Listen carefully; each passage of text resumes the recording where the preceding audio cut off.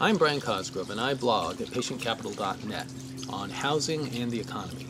Periodically, I bring you whiteboard solutions on ways to stimulate the housing market and create jobs. Today, we're going to deal with the shadow inventory that is currently driving housing prices down. And as housing prices contract, so does the economy, and so do jobs. Our nation's economic and employment problems are directly tied to our long-running housing problems. Our housing policy solutions to date have involved complex incentives aimed at stimulating borrower, loan servicer, and investor behavior. Occasionally they've worked, but not at a level needed to stabilize the housing markets. It's time for something new.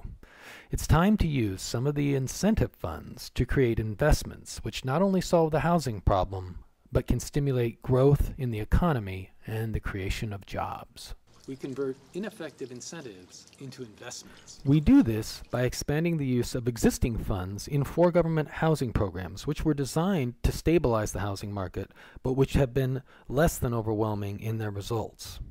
We use these funds to go to the core of the housing and jobs problem, which really begins with savings and credit. Savings and credit finance economic growth, which in turn creates job opportunities. The capacity to leverage credit is linked to the perceived value of collateral involved in a transaction, which is tied to what others will pay for it. As the value of collateral falls, the capacity to finance expansion through credit contracts too. A contracting economy eliminates jobs. Did you know that U.S. housing is the world's largest asset class? Yes, U.S. housing is the world's largest asset class and the most important asset class to Americans. Almost 66% of U.S. citizens store wealth in housing collateral. Home ownership, though, is now at its lowest levels in 13 years as a weak economy and tighter credit standards have led to falling collateral values. When Americans' largest asset class falls in value, Americans become poorer. Confidence fails, consumption abates. Shrinking consumer participation in the economy slows the economy and job growth, and further pulls down the economy. From there on the sidelines, business prudently wait for demand to return. So where's the fix? Yes, it's been 4 years since we stabilized the financial sector, but housing prices continue to fall, and many ask why. Well, it's financial optics rather than financial solutions, which have simply pushed the problem down the road. The reality is, actual and potential sellers outnumber actual and potential buyers at this time. The capital leveraging financial services industry that made the current housing inventory possible is no longer there. The world's financial system continues to deleverage with falling values of all collateral. We need to right-size supply. In right-sizing supply, I mean get a housing inventory that does not overwhelm demand. With tighter credit standards and excess housing supply, the wrong kind of buyer is setting the clearing price of housing these days. The huge shadow inventory of approximately 1.6 million homes that needs to be sold is adding downward pressure on housing values. Borrowers are attempting to sell and unwind these financial contracts as they can no longer afford them in this economy, but with falling values, they are often trapped.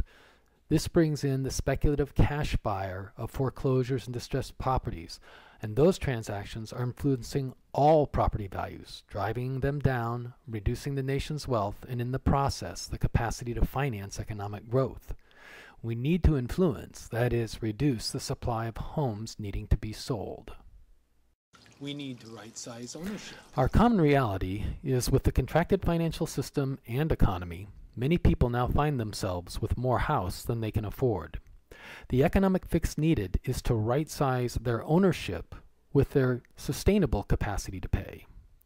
We need to reduce the downward spiral in housing values. This can be done profitably with an element of patient capital and a new loan resolution process. In adjusting to the borrower's economic realities, we can restore their confidence in the future and our own economy. If only we could. For homeowners whose incomes and property values have contracted with the economy, if only we could adjust their housing debt and homeownership equity through a restructuring of their existing contracts. Well, in fact, we can. And in so doing, we will address their current economic reality rather than buy time as we do with the current unproductive incentives, which only kick the can down the road. Change the operating paradigm. It is interesting to note that our currency is backed by promises, not by gold, not by land. In changing the paradigm, though, with our housing problem, we want to use a land bank-like approach to it. Any obligations that are created here are going to have hard dirt and hard contracts behind them. And in so doing, we allow the existing government funds, whether they be HARP, HAMP, NSP, or hardest hit funds, to participate and invest with a non-bank mortgage processing company and an independent non-bank financing company to evaluate and underwrite self-identified customers who can pay something and want to stay in their current home. We will evaluate them for a restructuring opportunity, allowing the land bank to use the public and private funds to purchase underwater properties from banks at their current book values. This new approach eliminates the non-responsive, conflicted behavior embedded in our current resolution process, and in the end actually costs us no more. In fact, we earn more out of this resolution. Restore accountability. Our whole purpose in entering into this program is to restore housing stability in neighborhoods and the accountability between borrowers and investors. In restructuring borrower debt and net ownership, we will do it based upon a borrower's capacity to pay both a mortgage and other installment debt they currently have. The note or first lien will be based on the property's current value, the non-distressed sale economic value, and not the original loan amount. Any negative equity associated with restructuring the monthly payments to affordable levels will be assigned to interest-only real estate appreciation rights instruments. The Patient Capital Fund will own these instruments. The new mortgage debt will then be sold or financed with private sector funds. Bond fund managers, it should be noted, are currently turning to equity investments to try and achieve reasonable returns on the pension funds they manage because they can no longer find affordable, properly priced debt instruments. We can restore that opportunity with this program. Borrowers who walk away from the restructured transactions will have their negative equity converted to a treasury lien with a 15-year payment plan. This would produce modest payments that would be paid monthly or garnished against wages if needed. This provides the borrower employment mobility as needed, but it also puts financial accountability into the program we've developed. Create solutions that work and have an impact. It's all about supply and demand. With fewer houses on the market driving down prices, we will see a quicker restoration of the stability of the world's largest asset class, ending the continued decline in consumer net worth.